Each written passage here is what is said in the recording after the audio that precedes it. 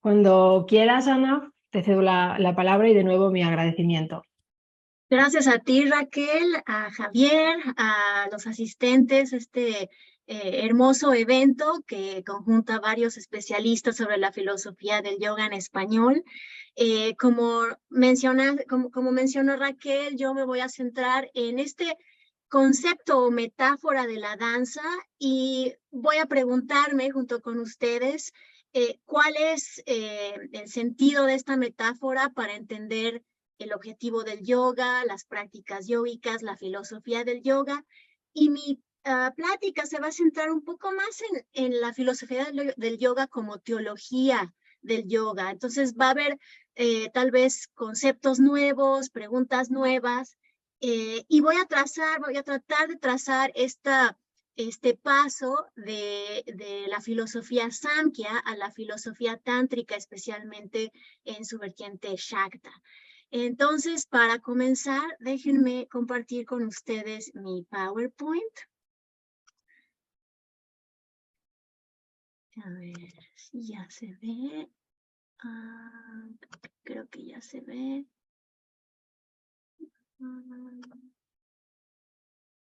Entonces, para comenzar... Se está viendo bien, Ana. Yo creo que lo que voy a hacer, porque aquí puedo ver el chat, me gustaría hablar por aproximadamente 50 minutos y después pausar para ver si hay algunas preguntas que requieren aclaración antes de continuar hacia la segunda parte de mi plática. Entonces, bueno, empezaré. De la danza de Prakriti en el Samkhya a la danza de la diosa en la filosofía Shakta. Imaginar la existencia como danza es común en la filosofía de la India. Tenemos, por ejemplo, esta famosa imagen de Shiva en su versión danzante, Shiva Nataraya, que tal vez ustedes ya hayan visto, cuyos movimientos poderosos se asocian con los ciclos cósmicos de creación, de mantenimiento del universo, de disolución, y también con este proceso de oscurecimiento y también de gracia iluminadora.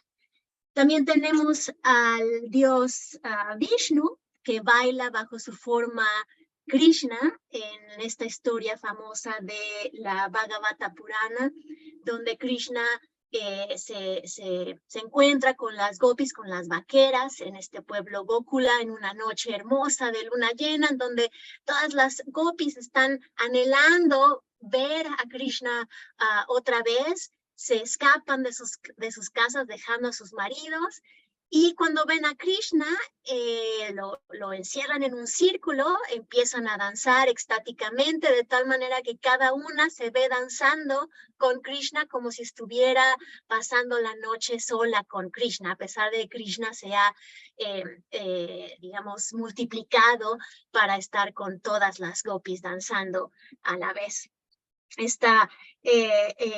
También tenemos al otro dios de la Trinidad, Brahma, danzando, aunque no se le ve muy seguido danzando. Esta foto la tomé en una exhibición en San Francisco, en el Museo de Artes de Asia, que me sorprendió porque nunca había visto yo al Brahma danzante, y al parecer esta pintura tal vez es tardía, tal vez mogola, y yo no estoy familiarizada con algún mito, con alguna leyenda que hable de por qué Brahma está danzando, pero aquí también lo vemos al Brahma danzando, este dios de la creación danzar.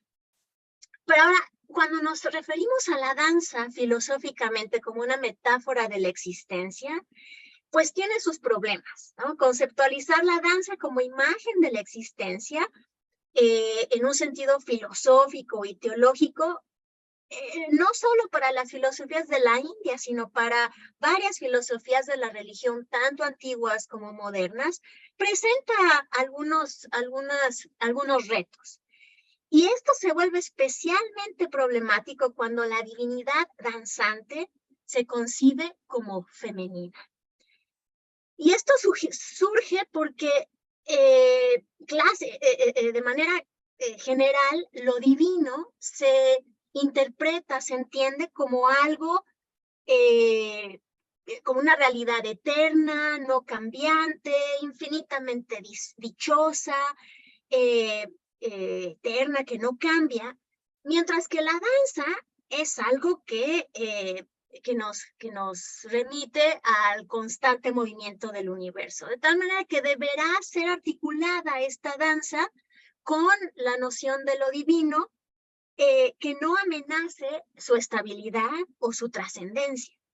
Entonces, este es el problema que vemos al postular la danza como una metáfora de lo divino, y esta tensión entre la danza como principio divino y se ve en el Samkhya Karika, por ejemplo, en el verso 59, ahí vemos que se dice, ¿no? Tal como una bailarina se retira del escenario luego de haberse presentado ante el público, así también se retira Prakriti luego de haberse mostrado a sí misma ante Purusha. Aquí comparto con ustedes dos traducciones, tal y como la bailarina, la que se refiere a Prakriti, a este concepto del yoga, del Samkhya Yoga clásico, que se refiere a todo lo que cambia, al universo cambiante, la naturaleza, esa bailarina, esa naturaleza danzante, tras exponerse a la mirada del público, que se refiere al principio consciente, se retira, se retrae, y así llena su propósito, cumple su propósito, ¿no? Que es el de mostrarse a Purusha para que Purusha al final se libere de la danza de Prakriti. Entonces la conciencia estable, ecuánime, pura, que caracteriza a Purusha, ha de despegarse del mundo de las formas danzantes, a no ser que caiga de nuevo en la tentación de olvidarse de sí misma en tanto espectadora. Es decir, que si la mirada se pierde en el deleite de la danza, es cuando en el yoga clásico surgen todos estos problemas del apego y el sufrimiento. También lo vemos en la manera en que yoga se define en los Yoga Sutras de Patanjali. En el Yoga Sutra 2 del primer libro, donde vemos la definición clásica. Yoga Chitta Vritti Nirodha, yoga es el aquietamiento de las fluctuaciones mentales, que en cierto sentido apela a esta danza implícita de la naturaleza de la mente, la cual deberá aquietarse, cesar, porque mientras haya apego, mientras haya fluctuación, mientras haya atracción a las formas, la danza continuará. Y aquí la danza de alguna manera se construye como opuesta al estado de libertad. Entonces tenemos un dualismo yógico en el que la danza ha de cesar para liberar al Purusha, pero también hay otras escuelas de la filosofía de la India. Yo sé que creo que ya tuvieron dos pláticas sobre Vedanta. En algunos Vedantas no dualistas también se da esta cuestión de conceptualizar a la danza, que es la que produce formas, pero se le pone un estatus ilusorio que también debe trascenderse, porque si no se trasciende, esta danza continúa limitando la conciencia, haciéndola pensar que lo que es irreal es real. Entonces, a veces se relaciona esta danza con la idea de Maya y existen epítetos para referirse a la diosa como la diosa de la gran ilusión, la Maha Maya, para referirse a este misterioso poder de la existencia que tiene para engañarnos, haciéndonos creer que algo es de una manera cuando no es de esa manera. Entonces, en ciertas formulaciones vedánticas, esta danza, si bien no debe detenerse, no es que se tenga que detener, hay que aprender a verla como una ilusión, como ilusoria. Lo que pasa cuando llegamos a la filosofía Shakta, que también es un no dualismo, y yo diría un no dualismo radical, es la danza aparece ya no como ilusoria, ya no como puesta a un estado de liberación, sino que la danza en sí misma es la manifestación real de lo divino y es valiosa en sí misma. Y aquí tenemos una historia bien interesante que la narra esta académica Biernacki, Loriliai Biernacki, en su libro sobre la diosa Camaquia, y ahí habla ella, cuenta la historia de cómo danza la diosa Camaquia. Es una danza que se hace para su propio deleite. La leyenda dice que ella baila en su templo cuando las puertas están cerradas y no deja a nadie verla, solo a aquellos que ella decide. Y la historia cuenta que había un sacerdote que se había ganado el favor de ver su danza por entre las ranuras del templo. Y ese sacerdote un día le dijo al rey que él podía ver la danza de la diosa. El rey, curioso, con muchas ganas de ver esa danza misteriosa, le pide al sacerdote que lo lleve a ver a la diosa Camaquia danzar. Él, sin su permiso, el sacerdote lo lleva y cuando la diosa se da cuenta que la están viendo sin su permiso, mata al sacerdote y maldice al rey y a todos sus descendientes para que nunca más puedan ver su danza. Entonces aquí tenemos ya una forma de elaborar esta metáfora de danza de una manera muy diferente a como la vemos, por ejemplo, en la Prakriti del Samkhya, en donde la danza de Prakriti, al verse, su propósito es ser vista y ya cuando es ser vista se retrae, ¿no? Aquí la cuestión es la danza de Camaquia, ella misma decide quién la ve, ella misma decide cuándo detenerse, si es que quiere detenerse. Entonces esta danza adquiere cierta autonomía, cierta independencia, que veremos en las filosofías Shakta, y también en las danzas de la diosa Kali, a las que me referiré en la segunda parte de esta conversación. Pero bueno, para entender cuál es el lugar de esta metáfora de la danza en la filosofía Shakta, en las formas yógicas dentro de esta filosofía, tenemos que entender de dónde viene esta filosofía Shakta. Y ya ustedes tuvieron una excelente presentación de Óscar Figueroa, en donde nos dio todo este marco contextual y también teórico sobre el Tantra. La filosofía Shakta es una filosofía Tantra, pero se podría caracterizar porque la filosofía Shakta pone el énfasis en el principio divino como una fuerza femenina, como Shakti. Ya hablaron ustedes en la filosofía Tantra, que probablemente tuvo sus orígenes en cultos Shaivas, en cultos de adoración a Shiva, y en efecto muchos practicantes de la filosofía Shakta eran ellos mismos practicantes y seguidores del camino Shaiva. De tal manera que a veces es muy difícil distinguir entre el Tantra Shakta y el Tantra Shaiva, porque los practicantes eran ambos a veces, ¿no? Como en el caso de Abhinavagupta, era un practicante Shaiva y a la vez Shakta. Pero lo que hace que la filosofía tántrica sea propiamente Shakta es que su marca distintiva radica en el énfasis que pone en la creencia y el culto del principio supremo como una fuerza femenina. Ahora, entender o visualizar o creer en este principio supremo como femenino se remonta probablemente hasta tiempos prevédicos y también no védicos, pero lo vemos, estas primeras manifestaciones del culto a lo femenino en los cultos a las madres diosas asociadas a la fertilidad, al parto, a la protección contra enfermedades.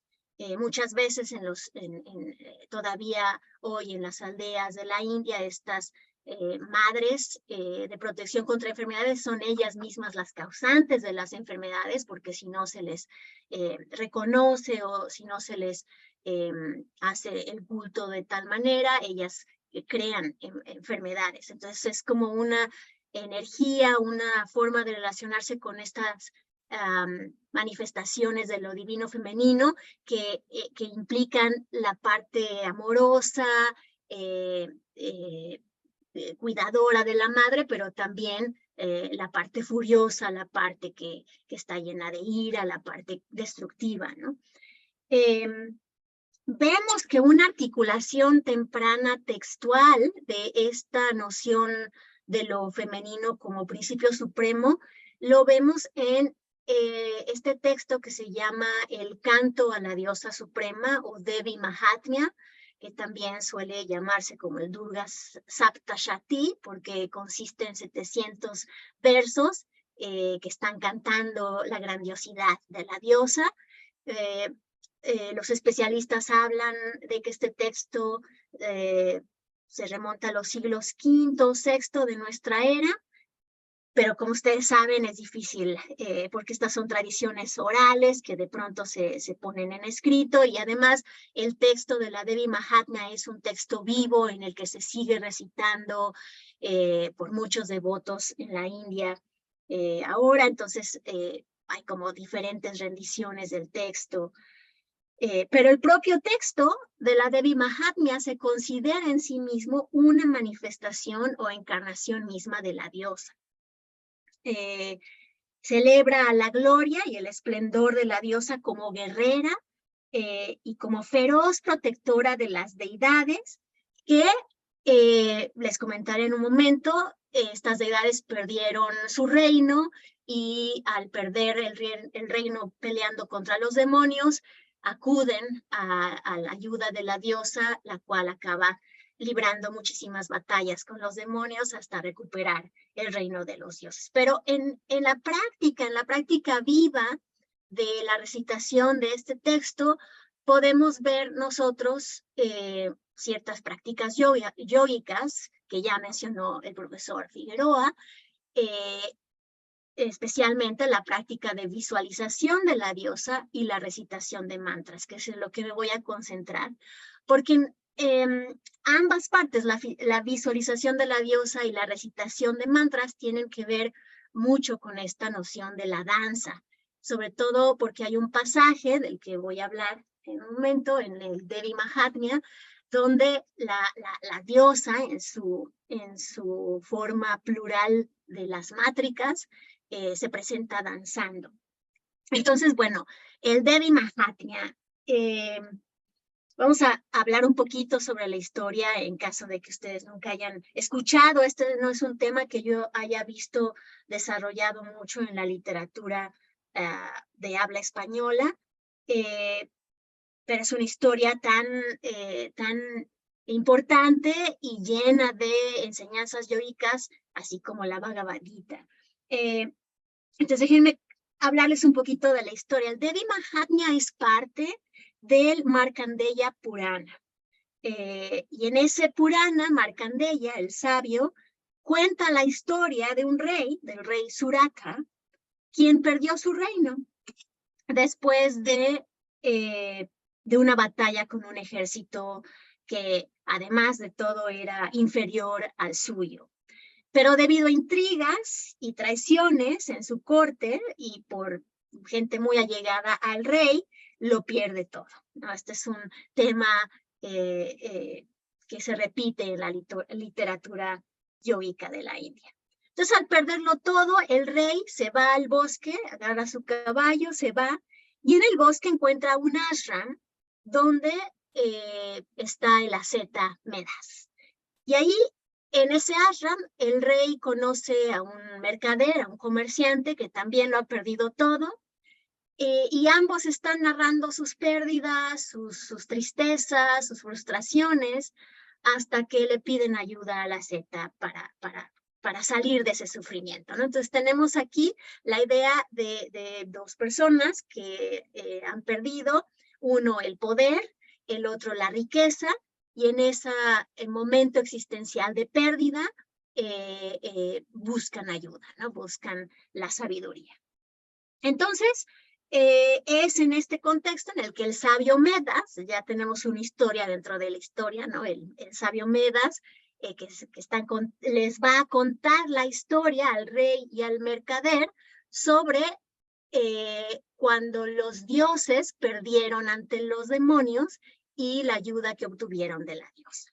Entonces, todas esas narrativas de cómo la diosa peleó con los demonios, los asuras, es lo que conforma la Devi Mahatmya.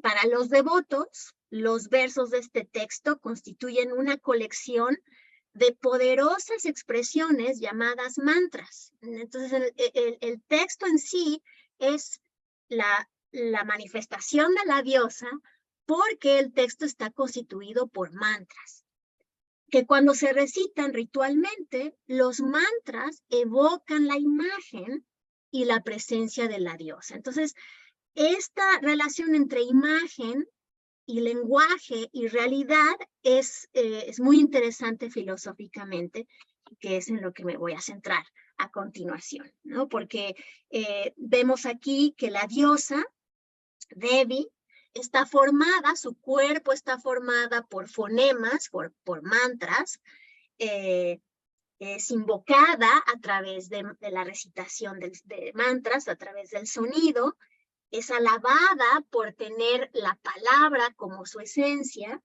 y además esa palabra a través del sonido que es emanado constantemente, eternamente impregna el mundo, ¿no? El mundo entonces es como la forma sonora de la expresión de esta divinidad femenina. Entonces, bueno, esta idea de la relación íntima que hay entre lenguaje, mundo y mantras es única en el Tantra, porque, y es interesante compararlo con otras tradiciones. A lo mejor en la sesión de preguntas podemos hablar sobre cómo se diferencia esto, por ejemplo, con el budismo o con otras filosofías no tántricas. Pero en la filosofía del lenguaje del Tantra, en el Tantra, el lenguaje está íntimamente relacionado con el mundo, ¿no? Es decir, el lenguaje no es una representación inexacta del mundo, sino que el lenguaje es lo que produce el mundo. Y es una idea que ya la vemos desde los Vedas, con este himno en el libro 10, verso 125, himno 125, en donde Bach, que se aparece como en su identidad femenina, es el lenguaje que teje la realidad. Es a través del lenguaje cómo se puede realizar el mismo rito védico. Sin el lenguaje no habría el ritual védico. Más adelante, esta idea de que el habla y el mundo están íntimamente conectados se desarrolla y se sistematiza filosóficamente en la filosofía de Bhartrhari, en donde el primer verso de Subhakya Padilla habla sobre cómo la esencia de la palabra es el mismo Brahma, el mismo Dios creador, Brahma Shabda Tattvam. Brahma tiene como esencia la palabra.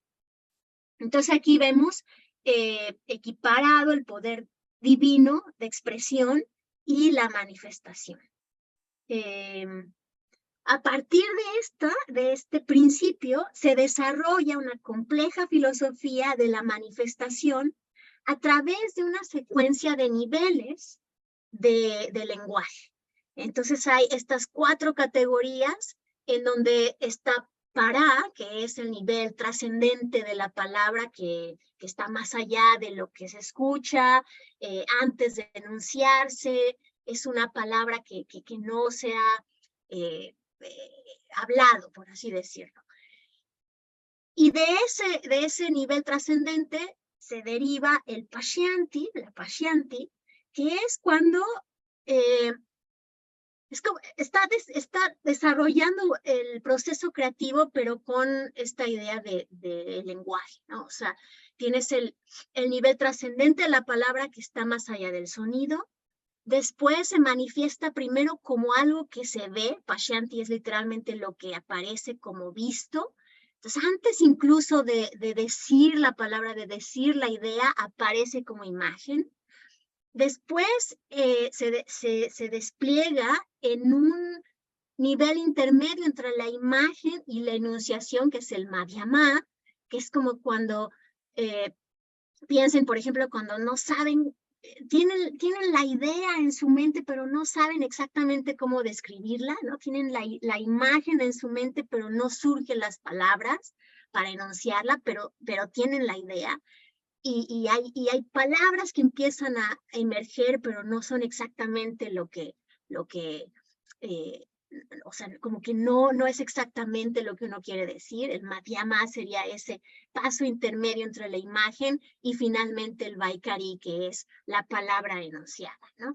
Y estos niveles de lenguaje en la práctica de la recitación del mantra también se van a traducir como diferentes formas de recitación del mantra. Entonces tiene la recitación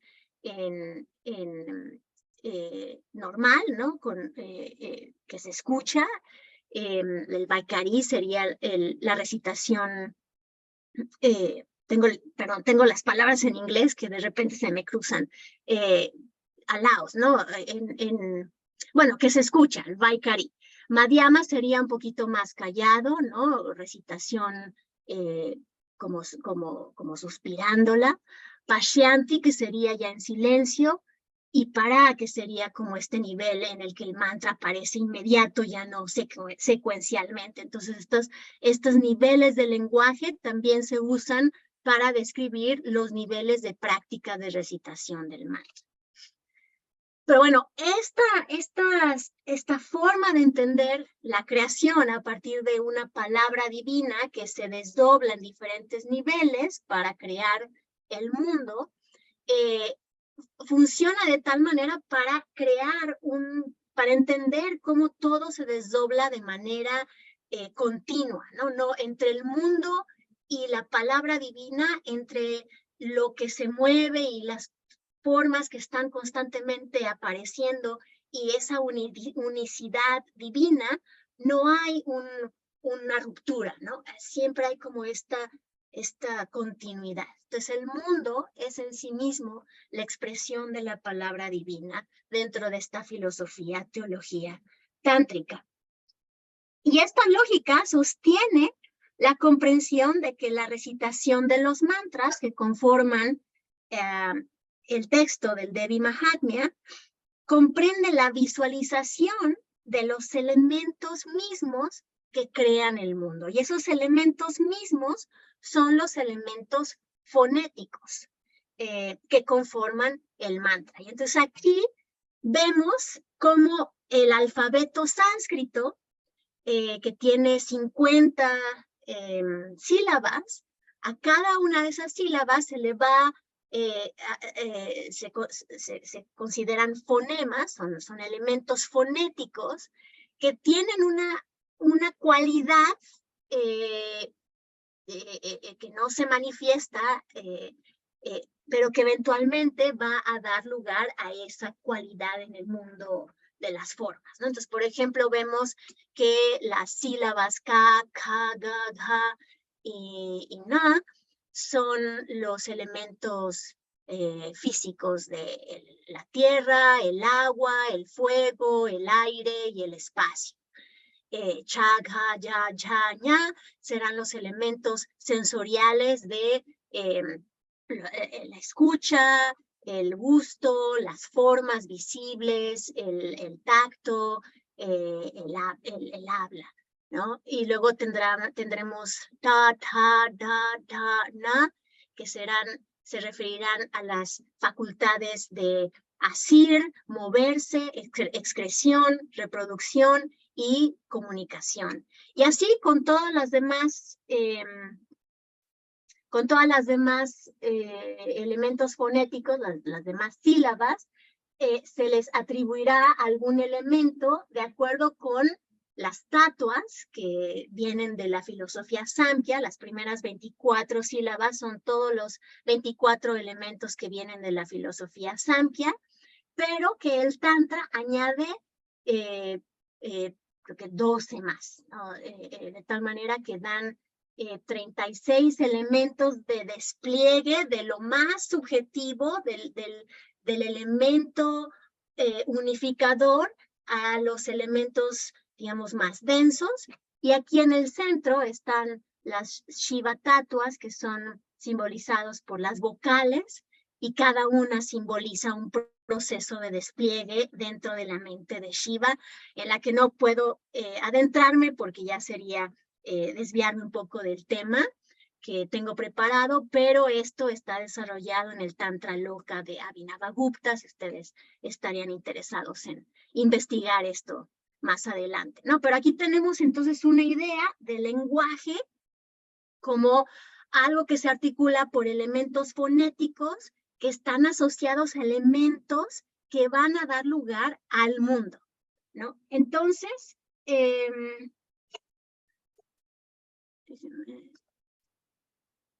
regresando al Devi Mahatmya,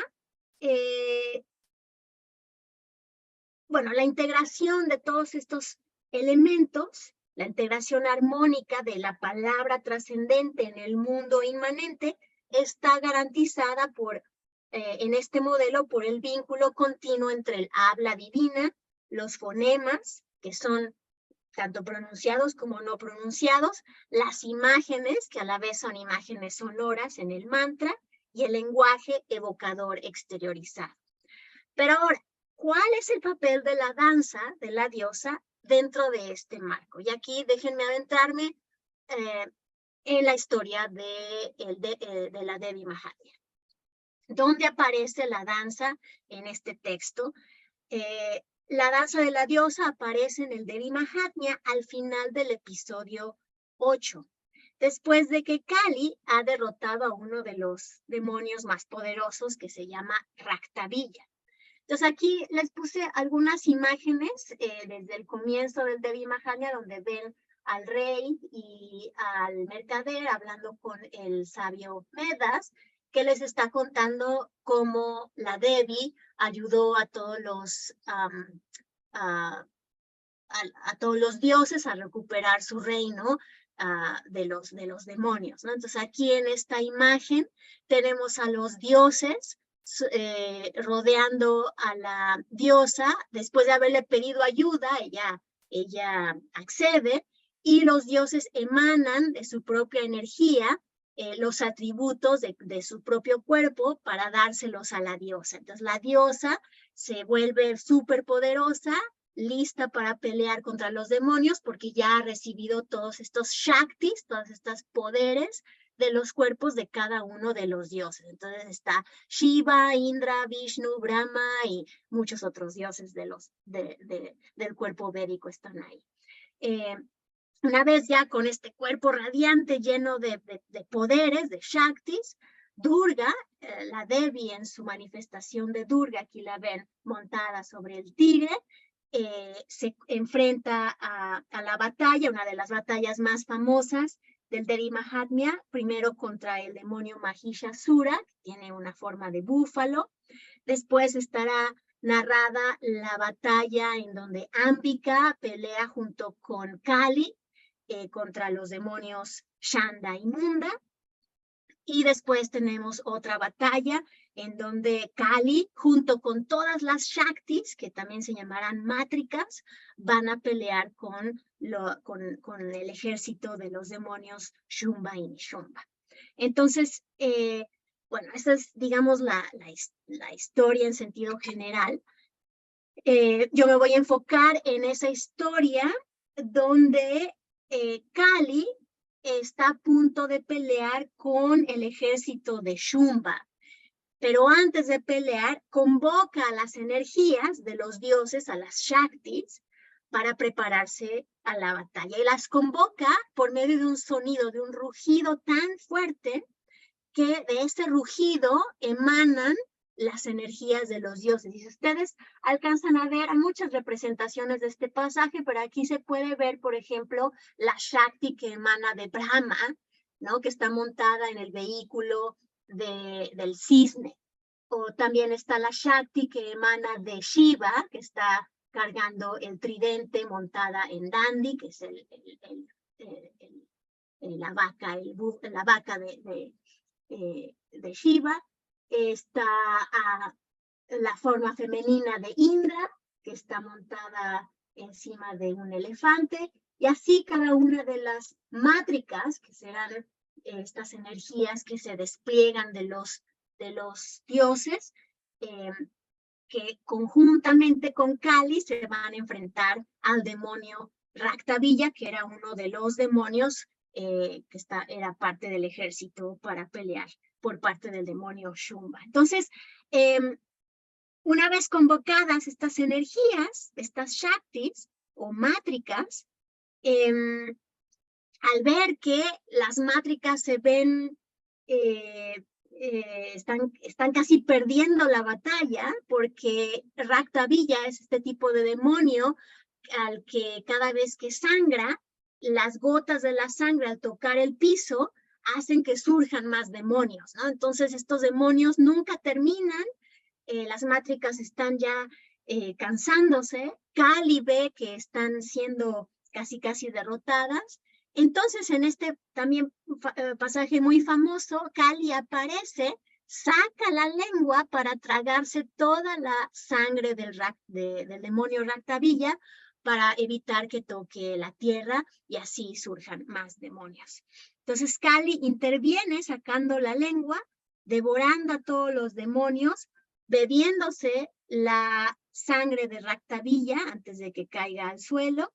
Y mientras Raktabilla cae muerto sobre la tierra, las deidades, las mátricas, se alegran y es en ese momento en donde empiezan a danzar. Es una danza extasiada sobre los cadáveres del campo de batalla, embriagadas con la sangre de los demonios que ellas mismas habían bebido. De esto no hay imagen, he consultado varios manuscritos, varios libros donde se ilustra el Devi Mahatmya y ninguno de ellos muestra esta imagen que se encuentra descrita aquí en el episodio 8, versos 61-63. Dice, la Devi atacó a Raktabilla con lanzas, rayos, flechas, espadas y lanzas, mientras Chamunda, otra forma de Kali, bebía su sangre. Oh rey, golpeado por ese conjunto de armas y sin sangre, el gran Asura Raktabilla cayó al suelo. Los dioses alcanzaron una alegría inconmensurable, oh rey, y el grupo de madres, el Matrigana, nacidas de ellos, bailaba embriagadas de sangre. Entonces ya platicaron también un poco sobre esta forma transgresora del Tantra, en la que las sustancias son importantes. Aquí la sangre adquiere un elemento importante, ¿no? Es una danza violenta, es una danza después de que han peleado con los demonios y tenemos que preguntarnos qué significa esto, ¿no? ¿Qué significa en esta narrativa de la historia de la danza de las mátricas que reúne narrativa, imágenes mentales, el poder del sonido, porque recuerden todo esto es recitado, y una compleja filosofía del lenguaje y de lo femenino que también está aquí jugándose, ¿no? Entonces la diosa aparece aquí danzando en su forma plural, porque las mátricas en ciertos momentos de la Devi Mahatmya aparecerán también como reintegrándose al cuerpo de la diosa. Entonces las mátricas no son separadas de la diosa, son la misma diosa en su forma pluralizada. Que confluyen en su cuerpo en diferentes momentos de la narración y que danzan como expresión de victoria y como gesto liberador. Entonces, ¿cuáles son las implicaciones filosóficas de esta poderosa imagen y cómo se concilia? ¿Cómo concilia esta imagen la tensión conceptual entre el cambio de lo danzante, lo violento, lo que está lleno de formas, con la trascendencia divina, que supuestamente es sin imágenes, sin cambio, eterna, inamovible, etc. Entonces, esta es la tensión filosófica a la que estoy tratando de llevarnos y de encontrar esa conciliación dentro de la filosofía Shakta. Entonces, para esto necesitamos irnos más adentro en el concepto de las mátricas, que es un concepto fascinante. Espero poder transmitírselos así, porque, bueno, ya vimos cómo la danza de las mátricas aparece con una imagen muy poderosa que tiene que ver con esta batalla entre dos fuerzas, la fuerza de lo supremo femenino y estas fuerzas demoníacas de las que hablaremos un poco después. Pero ahora, ¿cómo se conceptualiza esta danza filosóficamente? ¿No? Ya les comenté que la primera forma de conceptualizarla es por medio de una filosofía del lenguaje, es decir, las mátricas son los elementos fonéticos del lenguaje que configuran el universo, ¿no? Entonces, esta danza de las mátricas se podría entender de esta manera, ¿no? En esta íntima asociación entre lenguaje, pensamiento y mundo, vemos entonces los diferentes niveles, ¿no? Para, que es el sentido más sutil, trascendente de la palabra, que está más allá del sonido. Pashyanti, que es la forma visible, sutil de la palabra, que aparece como una imagen. Madhyama, que es la palabra media entre la imagen interna y el sonido externo. Y finalmente Vaikari, que es la palabra enunciada, donde aparece y surge la diferenciación de formas.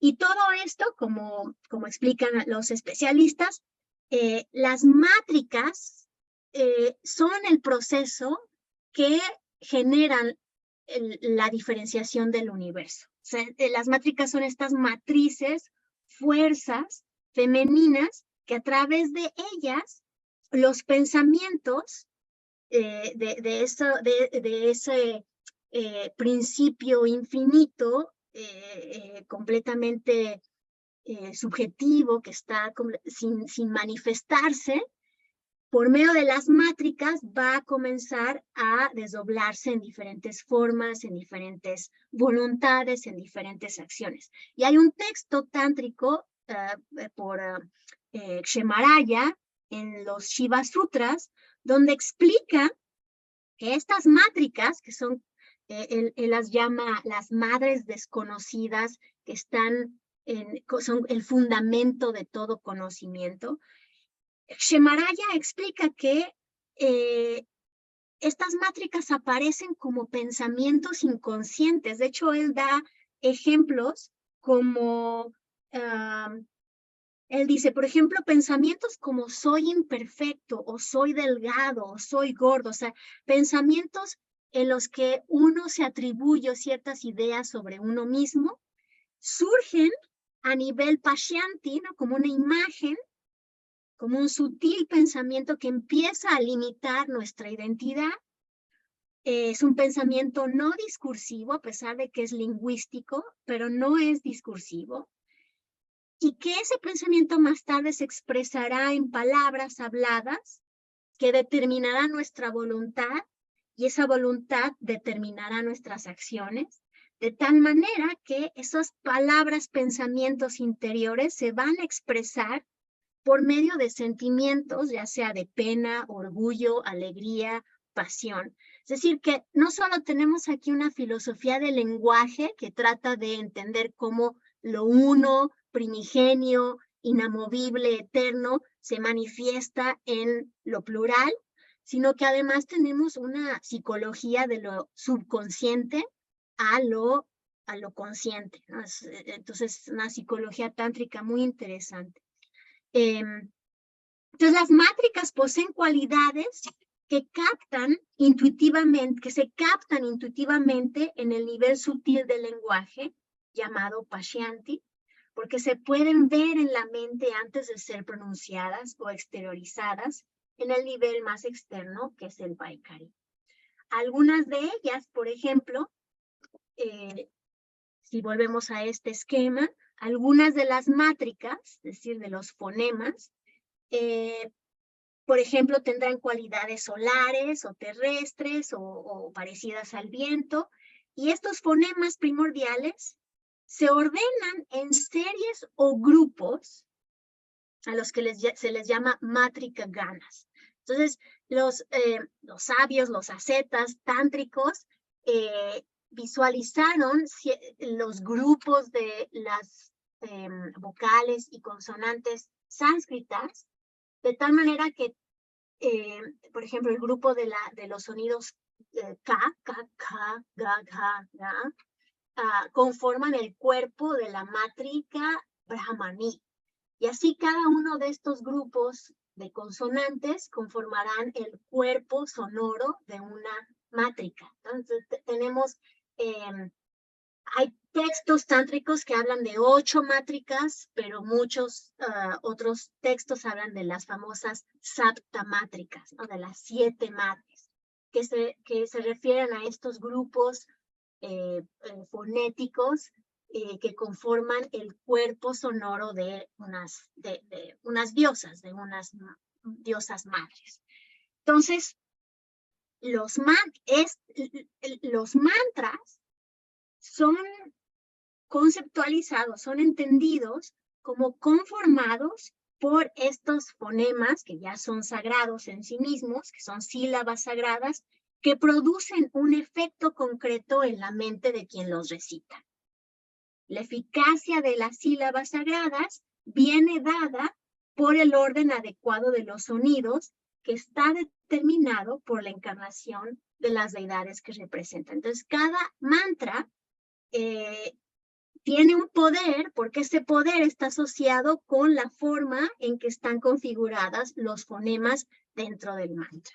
Entonces, por ejemplo, otra forma de, esta es una imagen de un académico, Vasudeva Somadeva, que justo habla de cómo las mátricas, los fonemas del sánscrito configuran el cuerpo de las diosas, que al emitirlas en el lenguaje pronunciado conforman los mantras con todos los poderes de la deidad que los preside, ¿no? Entonces es muy interesante ver cómo la imagen está asociada con los fonemas, con el lenguaje, con el mundo, con lo que se manifiesta. Entonces, el cuerpo de la deidad estará vinculado al mundo objetivo, porque cada uno de los fonemas del alfabeto sánscrito, es decir, las mátricas, encarnan un aspecto sutil particular del universo. Y esta recitación ritual se manifiesta en una práctica que se llama mátrica nyasa, por ejemplo, para recitar el mantra, invocar a la diosa Kali en su forma Shamunda, está el mantra Om Aim Hrim Klim Shamundaye Viche. Entonces, como parte de la práctica, se instalan las sílabas en las diferentes partes del cuerpo, ¿no? Entonces, Om Aim, Om Hrim, Om Klim, Om Cham, Om Mum, Om Dam, Om Cham, Om Yem, Om Vi, Om Che. Entonces, al colocar las diferentes sílabas en el cuerpo, se está gesticulando, con esas gesticulaciones se está simbólicamente colocando la deidad, los poderes de la deidad a través de las mátricas en el cuerpo de uno mismo, ¿no? Entonces, eso podemos hablar un poquito sobre la práctica después. Déjenme terminar de desarrollar esta idea. Bueno, entonces este aspecto objetivo de las mátricas se puede también ver en la imagen en donde emanan de los cuerpos de los dioses, ¿no? Porque los dioses, en general, en la filosofía védica, están asociados con nuestros sentidos, ¿no? Entonces, por ejemplo, hay un dios en el sentido de la vista, hay otro dios en el sentido del habla, hay otro dios en el sentido de la escucha. Las mátricas serán los poderes que objetivan esas percepciones. Entonces, esta imagen que habla de cómo estas mátricas ya son la manifestación objetiva de los dioses, están refiriéndose a esa función que tienen las mátricas de desplegar el mundo desde lo interno a lo externo. Bueno, entonces,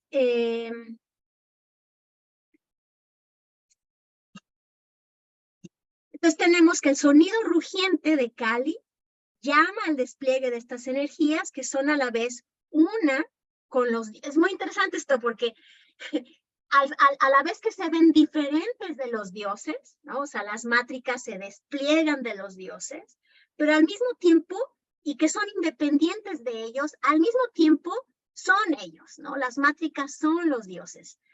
La Shakti es Shiva, es decir, son diferentes aspectos de una unidad.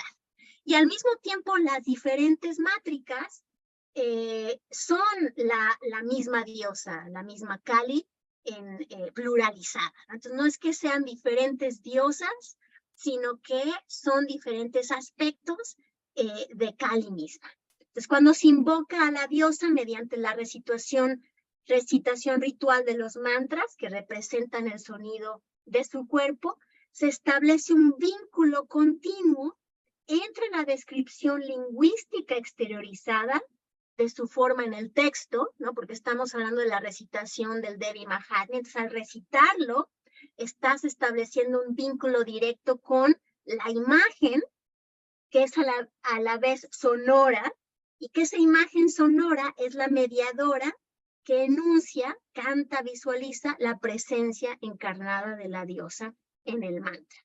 Entonces, la sutil cualidad delimitadora de su poder interno a cada fonema se encuentra emanándose en la recitación del mantra. Pero aquí está la danza en su sentido, digamos, filosófico.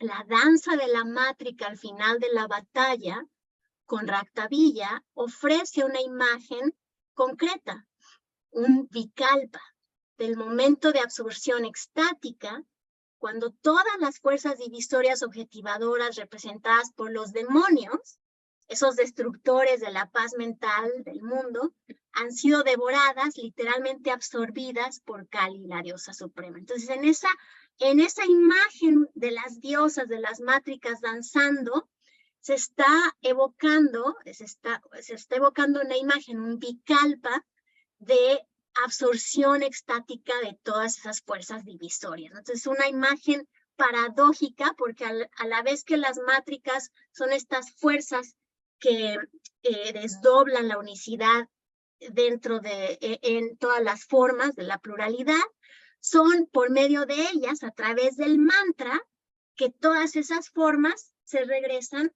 hacia la conciencia de lo divino supremo, ¿no? Entonces, ese momento de la danza de las mátricas está dándonos esta imagen filosófica del despliegue y del regreso de las formas hacia la unicidad por medio del mantra. Y esa es, digamos, lo que podemos entender como la danza de las mátricas, ¿no? Que es al mismo tiempo son la expresión de Shiva, la expresión de la conciencia, de la expresión suprema de lo divino, que a través de su despliegue lingüístico, fonético, cualitativo, ontológico, danzan el mundo, que no es más que la misma forma pluralizada de lo uno, ¿no? Entonces, esta danza que en la filosofía tántrica se describe muchas veces como la danza entre Shiva y Shakti, en este nivel conceptual de la filosofía del lenguaje del Tantra, es la danza entre las mátricas, ¿no? Que despliegan las formas, y el mantra, que regresa como esa unicidad del mantra, la repetición continua del mantra. La función que tiene es de regresarnos a la conciencia de lo uno.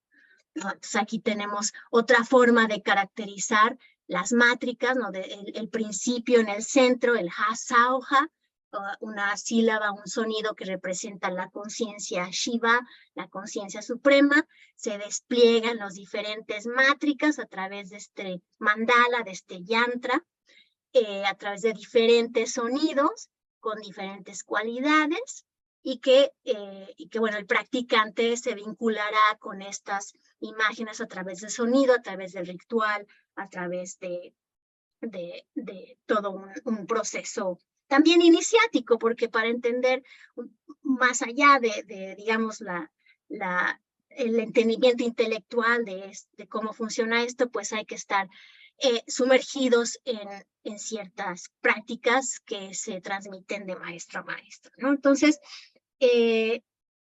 tengo 3 minutos para terminar esta primera parte de la plática y luego ver si hay algunas cosas que clarificar. La pregunta que establecía al principio, la tensión que existe entre conceptualizar lo divino como danzante y sobre todo como un femenino danzante, es la tensión que vemos en la filosofía del yoga entre pravriti, esta constante fluctuaciones mentales, fluctuación de todo lo que nos genera agitación, apego, deseos, y el nivriti, ¿no? Que sería el proceso de interiorización, el proceso de desapego, el proceso de irse hacia adentro y cesar todo lo que nos distrae, todas las imágenes que nos quitan de nuestro centro, ¿no? Entonces, como la filosofía Shakta es una filosofía que trata de conciliar esta tensión entre el pravriti y el nivriti a través de una imagen, que es una imagen pravrítica, ¿no? Una imagen llena de movimiento, llena de violencia, llena de agitación, para al mismo tiempo generar el acceso a un nivriti, ¿no? Que es lo que quiero centrarme en la segunda etapa de esta plática. Pero antes de hacerlo, déjenme nada más checar si hay algo aquí que habría que clarificar. Entonces, bueno, Teresa Grifaldo dice, estas mátricas modifican la mente para transformarse en la deidad y sus poderes. Sí, de alguna manera, a través porque las mátricas constituyen los mantras, ¿no? Por ejemplo, el mantra de Kali en su forma de Chamunda, ¿no? Que es esta forma violenta que está peleando con los demonios, ¿no? El mantra, por ejemplo, sería Om, Aim, Hrim, Klim, Chamunda, Yeviche. Entonces lo recita uno constantemente, porque esas mátricas que constituyen el mantra están, al enunciarse constantemente, transformarán la mente de tal manera que nos revelarán la visión de la deidad como nosotros mismos, ¿no? Es un no dualismo radical en el que uno invoca a la diosa a partir del sonido para darse cuenta que uno mismo es esa diosa, ¿no? Entonces es un proceso de transformación, como ya decía el profesor Oscar, a partir de la imaginación, pero en esta práctica no es solo imaginación, es también la práctica del sonido, ¿no? Es la sonoridad del lenguaje que está cargado con el poder de las mátricas. Y luego dice Teresa, ¿este lenguaje considera usted exclusivo del sánscrito? Me refiero a esos fonemas en particular. Esa pregunta es muy bonita y es muy compleja y es una pregunta filosófica porque hay veces, por ejemplo, a mi maestro le han preguntado, ¿no? Si solo hay mantras en sánscrito. Y si eres un purista, si te encuentras con un maestro muy tradicionalista, te va a decir pues que sí, ¿no? Los mantras solo son en sánscrito y obviamente, ¿no? Si estás iniciado en cierta tradición Shakta, pues los mantras que serán efectivos para esa realización de esa deidad, pues serán los mantras del sánscrito, ¿no? Si lo leemos de una manera un poco más suelta, más contemporánea, un poco más desde afuera, uno podría decir que si es verdad, si lo tomamos como filosofía, ¿no? Si es verdad que el mundo, que el estatus ontológico del mundo es lingüístico, ¿no? Y que de alguna manera todos nosotros estamos permeados de ese lenguaje interior a través de nuestros lenguajes que aprendemos en cada cultura, pues podría argumentarse que cada una de las culturas tienen sus propias mátricas, ¿no? De alguna manera, si lo leemos muy tradicionalista, corremos el riesgo de quedarnos en una filosofía que solo tiene sentido en ese paradigma, en ese lugar, en ese tiempo. A mí me gusta también leer las filosofías de la India como algo vivo, como algo que nos habla a todos.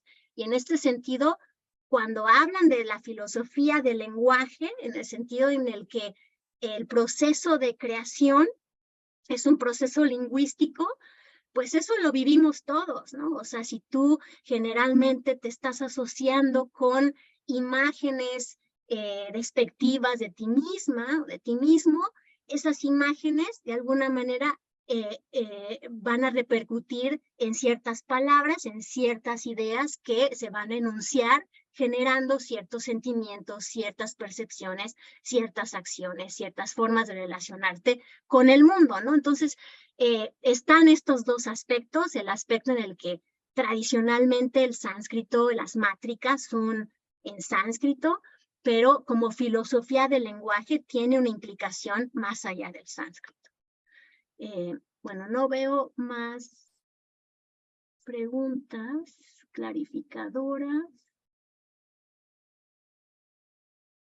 Entonces creo que puedo seguir. Tengo 50, estoy dentro de la hora. Ok, bueno.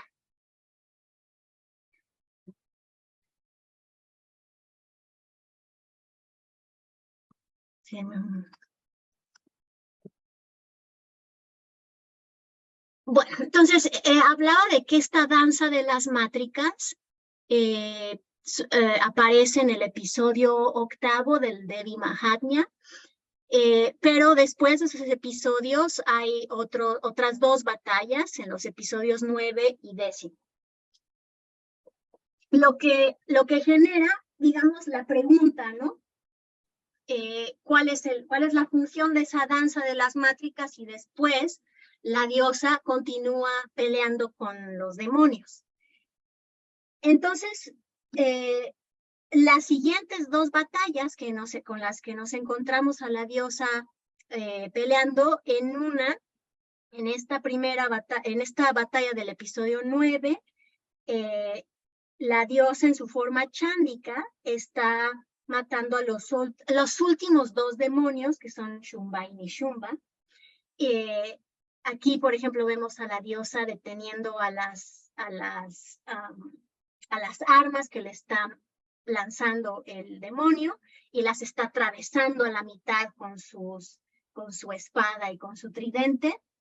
Y en algún momento de la historia se narra cómo la diosa va a matar a los dos demonios con su tridente en el centro del corazón y al otro con la punta de la lanza, aquí con la punta de la espada, directamente al corazón, ¿no? Entonces la muerte de estos dos demonios lo que finalmente conduce a la tranquila alegría de las deidades, lo que llama el Devi Mahatmya el dulce canto de los Gandharvas y la suave danza de las Apsaras, hasta que todos los sonidos en las regiones del cielo se calman. O sea, esto nos daría pauta para decir, la danza de las mátricas precede a esta otra batalla cuyo final es justamente quitar toda imagen, quitar todo sonido, llegar a esas regiones del cielo en el que no haya ninguna batalla, en el que todo se ha ido, ¿no? Como el Yoga Sutra de Patanjali, esa nube del Dharma en donde todas las imágenes, todos los apegos se han disuelto, todas las ideas se han disuelto, ¿no? Sin embargo, estas dos imágenes, la de la danza de la mátrica y la perforación de los corazones de los demonios Nishumba y Shumba, que podrían recordarnos el proceso tradicional hacia la iluminación, en el que el practicante transita de estados mentales dependientes del discurso, los objetos externos o las imágenes del Sadikalpa, al estado mental en el que se detienen todas las distracciones. Podría leerse así el Devi Mahatmya, ¿no? Que la danza está todavía en el estadio de las imágenes, pero todavía hay otra batalla interior, otra batalla espiritual que debe de desembocar en este momento interior de completa limpieza discursiva, ¿no?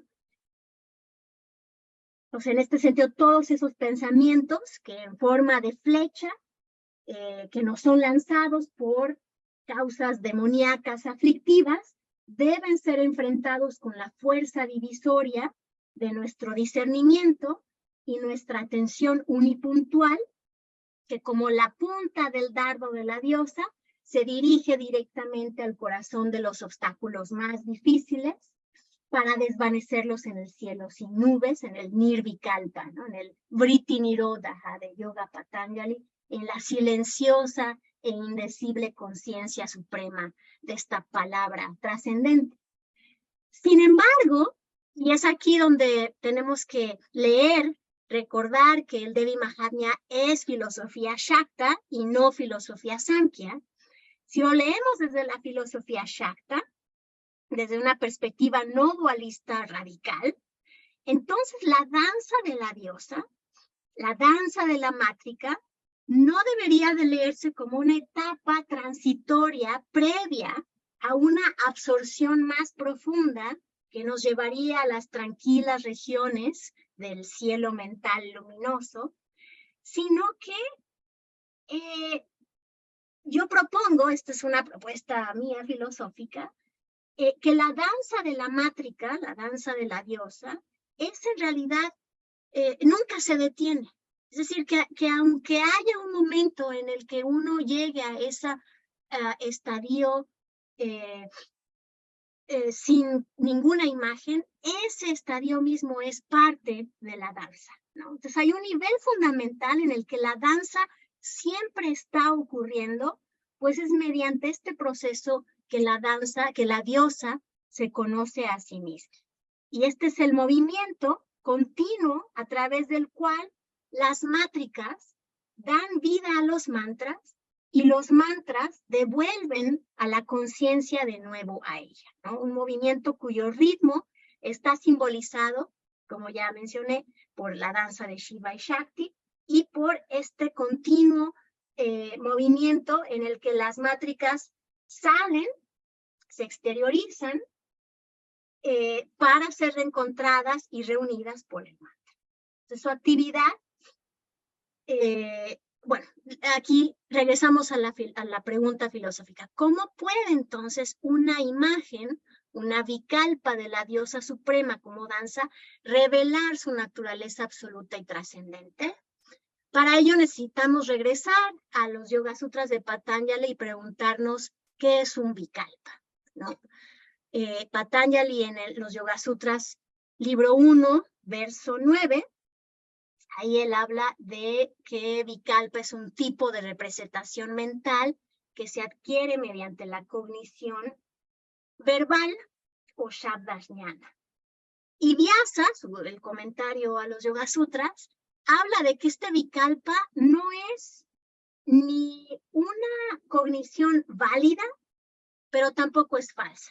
No es válida porque esta cognición que se realiza a través del vikalpa, a través de la cognición verbal, no se refiere a nada, es decir, no tiene un objeto concreto. Y nos da como ejemplo la conciencia de Purusha, ¿no? Cada vez que Purusha, que es un término que si ustedes ya han practicado yoga, se habrán encontrado mucho, en muchas ocasiones, Purusha es la conciencia que se opone a Prakriti. Vyasa dice, cuando nosotros caracterizamos Purusha como conciencia, estamos usando un vikalpa, porque decir que la conciencia de Purusha o que la conciencia de la naturaleza de Purusha, no nos estamos refiriendo a un objeto diferente, a un objeto. Purusha no es ningún objeto, Purusha en sí es la conciencia, ¿no? Entonces, vikalpa es simplemente una abstracción, un pensamiento lingüístico, lógico, simbólico, y nos ayuda a entender ciertas conexiones conceptuales. Y en ese sentido, no es una falsedad, ¿no? O sea, a pesar de que no se refiere a un objeto concreto, no es una cognición falsa, porque nos está dando a entender conexiones a nivel simbólico, a nivel lógico. Y otro ejemplo que pone Vyasa para entender Vikalpa, que es un Vikalpa, dice, por ejemplo, la noción de tiempo, Kala. Kala es un Vikalpa porque no hay nada que la palabra tiempo se refiera. No hay ningún objeto que se refiera a la palabra tiempo. Nos dice, por ejemplo, los días, las semanas, los años. Esas palabras no son más que formas de poner las secuencias de momentos en una idea, ¿no? La idea de tiempo surge de la construcción mental que reúne una secuencia de momentos. El día, la noche, los minutos, las semanas son vikalpas porque no hay nada a lo que se refieran que no sean un agregado de momentos. Y como no puede haber dos momentos presentes al mismo tiempo, los agregados, que son día, hora, semana, los agregados de momentos que estas palabras transmiten, no tienen ninguna referencia objetiva, ya que la única referencia objetiva para el tiempo sería el momento, ¿no? El kshana. Entonces, para Vyasa, el tiempo como noción, como concepto, es pura cognición verbal. Nosotros no tenemos una cognición del tiempo más que por medio de una vikalpa. Entonces, si decimos que la danza de la diosa es un vikalpa, es una imagen, es una construcción abstracta lingüística, entonces tenemos que entender que la danza no está caracterizando a ningún objeto, no está refiriéndose a algo que dance, a algo que danza. La diosa misma es danza. La danza es la diosa misma. Sin embargo, a diferencia del Purusha, en Samkhya, esta conceptualización de la danza como diosa, la diosa como danza, implica que la diosa está encarnada, ¿no? O sea, ¿cómo puede uno danzar sin un cuerpo? Y aquí viene la objeción, que es la objeción que ya brevemente habló Oscar en su presentación, la objeción entre el pensamiento brahmánico y el pensamiento tántrico, la objeción entre el pensamiento del yoga clásico y el pensamiento del yoga tántrico, ¿no? Si Vikalpa es una construcción lingüística, ¿no? Conceptual, ¿cómo puede darnos la visión directa de aquello que está más allá de lo lingüístico? O sea, parece una contradicción. ¿Cómo a través de una imagen sonora, podemos llegar a lo que no es una imagen, a lo que no tiene sonido, ¿no? Según el yoga clásico de Patanjali, incluso lo vemos en el Vedanta no dualista y en ciertos tantras, algunos maestros dirían, para ello requeriríamos suspender toda imagen, todo vikalpa. Entonces la práctica del yoga, el objetivo primordial del yoga sería llevarnos a ese estado en el que no hay ningún vikalpa, en el que no hay ninguna constricción lingüística. Sin embargo, desde la filosofía Shakta, habría que hacer la pregunta, ¿no? ¿Esto es cierto para el Shaktismo, que es una tradición en la que la visualización de imágenes muy complejas, junto con sus evocaciones verbales, mántricas, son vistas como un portal directo a la visión de la diosa? Es decir, para el Shaktismo, la imagen en sí misma es ya el directo a esa visión. Pero claro, o sea, filosóficamente, ¿cómo le responde a esta objeción, ¿no? ¿Cómo se puede articular esta teología yógica tántrica? Si la danza es la característica esencial de lo divino, entendido como diosa suprema, parecería entonces imposible, según el Shaktismo, incluso incoherente, tener una visión directa de lo divino sin un vikalpa, pues deshacerse del vikalpa sería deshacerse de la danza, y la danza misma es la diosa. Entonces, el problema de conceptualizar a la suprema divinidad como danza, mientras se mantiene intacto el aspecto puro de la conciencia inmutable, será resuelto por el Shaktismo con una imagen. Y aquí la parte final de mi plática es justo mostrarle cómo la filosofía Shakta logra reconciliar esta tensión filosófica, esta contradicción, a partir de la danza de Kali. Entonces, la danza de Kali, pues es una danza que se ha visto muchas veces culturalmente como desestabilizadora, como amenazadora, pues porque Kali, como ya mencionó Oscar, dentro de la filosofía tántrica es transgresora, ¿no? Entonces vemos, por ejemplo, la danza de Kali, la vemos descrita como armada, con una espada y un lazo, portando un báculo con la punta de una calavera, decorada con una guirnalda de calaveras, vestida con una piel de tigre o completamente desnuda, con los ojos rojizos, profundamente hundidos y llenando las regiones de los cielos con sus rugidos, como la describe el Devi Mahatmya. También se la puede encontrar bailando rodeada de chacales y otras bestias carroñeras en el crematorio, donde el universo está completamente destruido y yace bajo sus pies un montón de cadáveres, el más famoso, el Shiva, ¿no? Bailando encima de Shiva como un cadáver que, según algunas historias, lo hace como un intento de apaciguar su furia sanguinaria. La historia cuenta que tras derrotar los demonios, Kali no podía detener su furia y continuó matando a todo lo que se encontraba hasta que Shiva se lanzó debajo de sus pies y en un momento de conciencia de ¿cómo es posible? Estoy encima del Supremo, saca su lengua avergonzada, ¿no? Esas son las historias como más tradicionales. Por ejemplo, en algunas narraciones de tradición oral, y tratarán de dominar la danza de Kali y detener su danza, haciéndola sentirse avergonzada por haber pisado a su marido, a Shiva. Y hay, por ejemplo, otras historias en las que Shiva se muestra como un bebé para lograr que Kali regrese a su fuerza, a su forma materna, nutritiva, amorosa. Y esta otra historia del sur de la India, de la cultura tamil, que me parece muy chistosa y muy interesante, en donde Shiva la convoca a un, ¿cómo se llama? La reta a bailar para ver quién puede bailar mejor, bailar por más tiempo.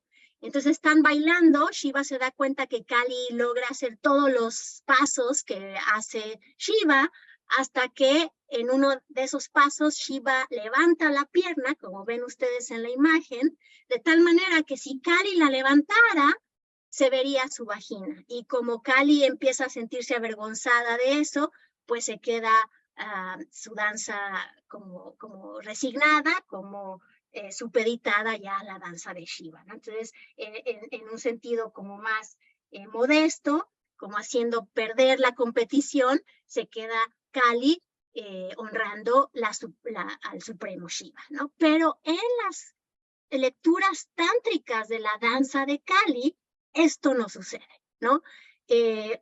Por ejemplo, vemos a Kali que no ofrecerá su lengua como por vergüenza, ¿no? En estas imágenes ni siquiera ofrece su lengua del todo, y cuando la ofrece lo hace para beber sangre a su voluntad.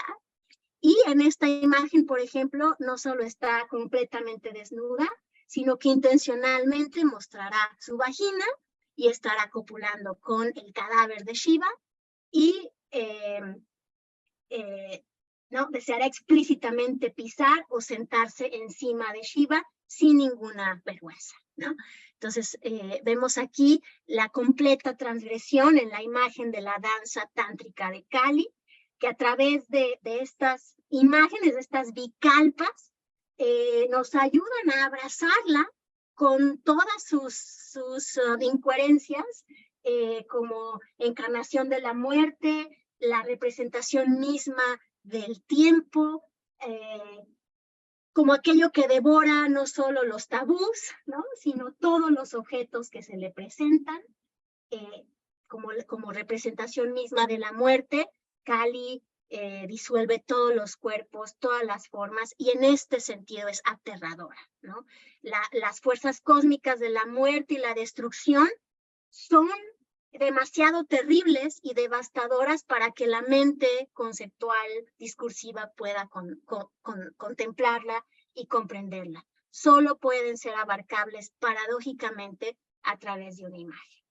Entonces la danza de Kali no es una imagen, pero no es una imagen cualquiera, es una imagen purificada, una imagen Shuddha, a través de la cual se simboliza lo más carnal, lo más sangriento, lo más violento, furioso, afectivamente provocador, para que así, por medio de esa imagen danzante de Kali, por medio de esa vikalpa, se purifique nuestra mente y podamos adentrarnos en la visión de lo supremo. Y aquí les comparto una cita de Stanisvati Malsina hablando de Kali como aquella que encarna y trasciende a la vez el tiempo, se le invoca como la madre del tiempo, la destructora del tiempo, la que absorbe el tiempo de nuevo en sí misma. Ella se manifiesta en su forma completa cuando consume el tiempo. Y aunque el tiempo mismo es el señor Mahakala, es decir, Shiva, ella es la que está sentada encima de él. Mientras trasciende el tiempo, ella, sin embargo, asume su propia secuencia dentro del tiempo. Esto es filosofía Shakta, el filosofía no dualista Shakta radical, que es para mí fascinante porque es en la paradoja, es en la conjunción de los extremos en donde se adentra uno a la visión de lo divino en su forma femenina que abarca todas estas,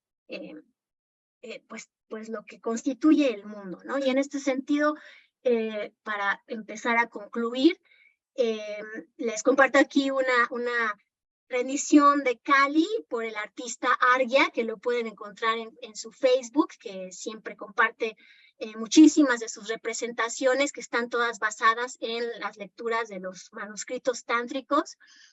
Aquí se puede ver a Durga, que está emanando desde lo trascendente, todas las formas hasta lo más, digamos, ignorante. Este es el demonio de la ignorancia comiéndose a los Vedas, y todas estas son las mátricas que se están desplegando en las diferentes yoginis, de las que no hablamos, a través de todas este dinamismo cósmico, danzante, que es la existencia, que implica absorción del tiempo, pero a la vez la existencia dentro del tiempo, ¿no? O sea, Kali, a la vez que absorbe el tiempo, ella, digamos que es la espacialización del tiempo mismo, ¿no? Ya que su propio cuerpo es a la vez aquello que nos permite nacer, crecer, tener todas las experiencias, morir y renacer, ¿no? Entonces podemos ver a la Kali danzante como la metonimia de este universo danzante, se pregunta un académico Mukhopadhyaya, y su respuesta será afirmativa, ¿no? La Kali danzante es la metonimia de este universo danzante que incluye los procesos de pravriti y nivriti, los procesos de trascendencia e inmanencia. Entonces aquí, para hablar de la práctica relacionada con esta filosofía, tenemos una práctica de visualización de la deidad que comienza con, al visualizar la deidad necesitas la descripción, ¿no? O sea, muchos de los textos tántricos de Kali describen tal y cómo se tiene que visualizar a Kali. Entonces, la construcción activa de la imagen en la mente mediante la recitación o el recuerdo de las narraciones o los versos que te están diciendo qué arma ocupa en cada miembro de su cuerpo, en cada mano. Y al estar visualizándola, se despliega. La idea es que en este despliegue hay una visión inmediata, o sea, se juega con lo secuencial, de tal manera que de pronto la visión aparece de inmediato, ¿no? Y la práctica, por eso se llama satarka, porque la práctica incluye el constante absorción de las dualidades, ¿no? Entonces se debe de entender que el sonido es al mismo tiempo el cuerpo de la deidad es el cuerpo del universo, el universo es tu propio cuerpo, tu propio cuerpo está hecho de lenguaje, el propio lenguaje es la diosa misma. Entonces esta serie de no dualidades que se tienen que visualizar a través de la imagen es parte de la práctica, ¿no? Entonces los mantras son forma de pensamientos no conceptuales que posibilitan la imagen, que purifican la imagen para que se tenga esa visión de lo uno, de lo supremo, a través de la imagen, ¿no? Entonces, bueno, ya para terminar, el profesor Stanesh Bhaktimalsina describe la visualización tántrica de una deidad como una práctica descriptiva, pero no conceptual, que es difícil de entenderlo, ¿no? O sea, estás hablando de narrativas que están usando lenguaje, pero que a la vez no son discursivas, no son conceptuales. Es una forma de entender el lenguaje muy distinto. Es una forma de entender al lenguaje de tal manera que lo coloca como inmerso en el mundo, ¿no? No como separado del mundo. Y bueno, ya lo último que quisiera decir es que a través de las imágenes que la filosofía Shakta asume el desafío filosófico planteado por una diosa danzante y cuestiona la profunda incoherencia de postular un cuerpo danzante como Prakriti, que es en última instancia insensible, como en el Samkhya. Y también cuestiona la noción de un principio divino consciente, que es en última instancia sin vida, como sería el Purusha. Y tal vez, como sugiere Mukhopadhyaya, fue esta naturaleza sin vida de Purusha la que inspiró la imagen Shakta de Shiva como cadáver.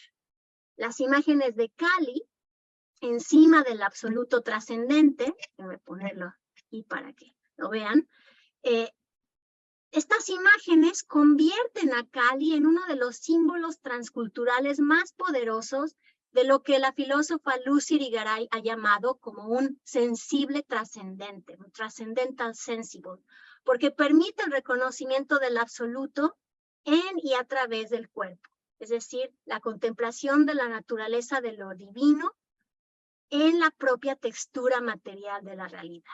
Entonces, lo trascendental sensible es una categoría que abarca tanto la primacía del cuerpo como el reconocimiento del más allá de un modo no jerárquico y vertical.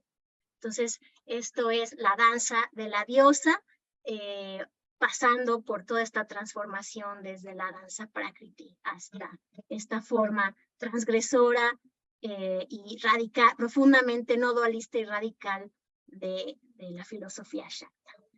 Bueno, muchas gracias y espero sus preguntas.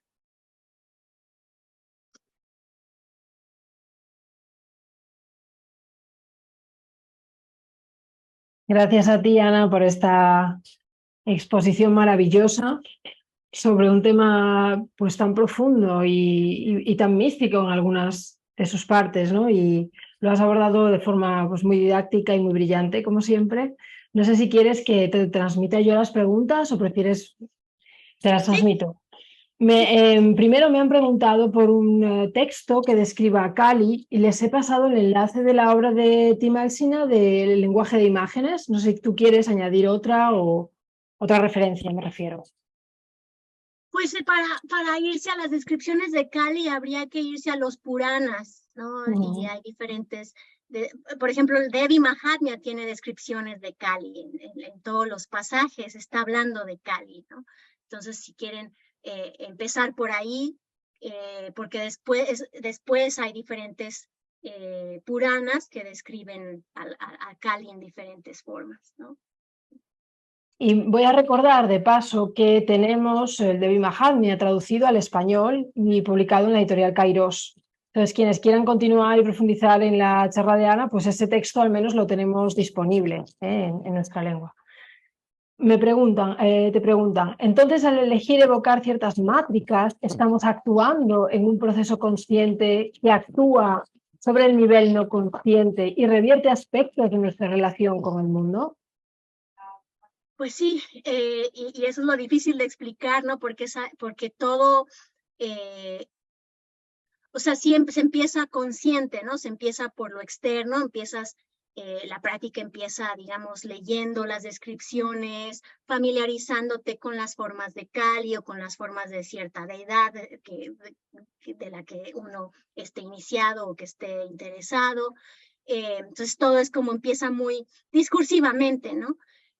Y ya cuando se recibe el mantra, porque cada una de estas descripciones están asociadas a un mantra, empiezas a recitarlo y la recitación del mantra empieza a transformar lo que es la mente, ¿no? Entonces, a diferentes niveles. Entonces, la práctica ritual del Tantra es muy compleja porque las recitaciones van de 50,000 veces, 300,000 veces, 1,000,000 de veces, ¿no? Entonces, entre más uno repite el mantra, pues suceden cosas en la mente, ¿no? A nivel inconsciente, a nivel subconsciente.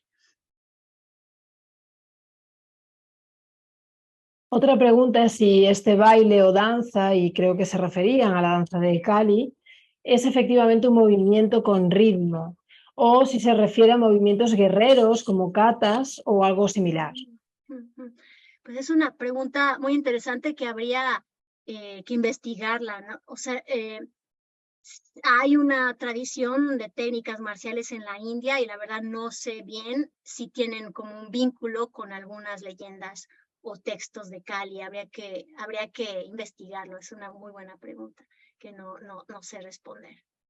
En relación un poco a esto, también preguntaban si estas danzas estaban relacionadas con las danzas clásicas de India. Bueno, por lo que entiendo, las danzas clásicas de la India se basaron en todas esas historias, ¿no? Entonces, por ejemplo, el Odissi, que es con la que más estoy familiarizada, tiende a representar danzas de la tradición Vaishnava, ¿no? Las que tienen que ver con Krishna. Las danzas tándavas, que es una tradición que yo no he tenido conocimiento porque son también estas tradiciones de danza que se transmiten directamente, pero he escuchado que hay una tradición de la danza tándava que trata de emular estas danzas más poderosas de Shiva, pero no he escuchado que haya, digamos, una manifestación de estas danzas de Kali a nivel performativo, ¿no? Habría que investigarlo. Bueno, y una pregunta así bastante larga, preguntan si la relación entre lo manifiesto y lo divino en la filosofía Shakta se puede comparar con la comprensión doble e interdependiente de la mecánica cuántica, ¿no? Donde algo se puede entender como onda, como potencia pura o como partícula, ¿no? Una manifestación o bikalpa. Esas comparaciones son bien complejas y difíciles, sobre todo porque yo no soy física.